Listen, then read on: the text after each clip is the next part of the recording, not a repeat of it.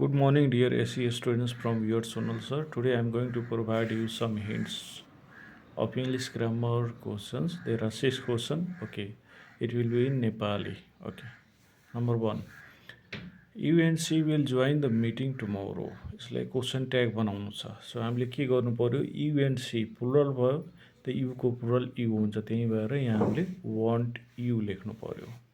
सेकेन्डमा, the villagers plant a lot of trees every year.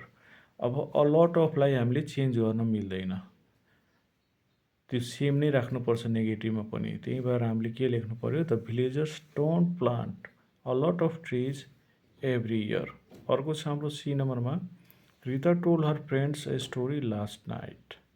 यसलाई what question बनाउनु पर्यो. वाट चाहिँ हाम्रो स्टोरीसँग रिलेटेड हुन्छ, त्यही भएर स्टोरी हटाइदिने. What did Rita tell her friends last night. अर्को छ टीमा, what time have you dinner study. So study आएपछि हामीले के बुझ्नु पर्यो, सिम्पल पास्ट टेन्सेसमा युज हुन्छ. त्यही भएर what time did you have dinner study यसको चाहिँ सही आन्सर हुन्छ.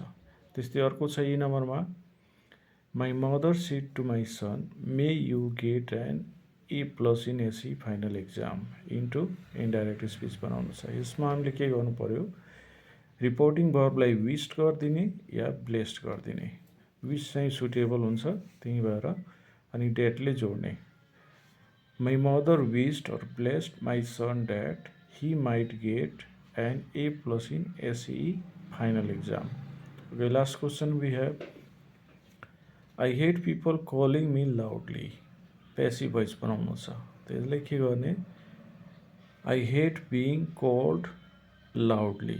यसरी लेखेपछि यो चाहिँ कम्प्लिट हुन्छ. Okay, thank you so much for watching my videos. आशा छ तपाईँहरूले केही न केही जरुर सिक्नुभयो होला. Okay, thank you so much for watching my videos. See you tomorrow with another videos.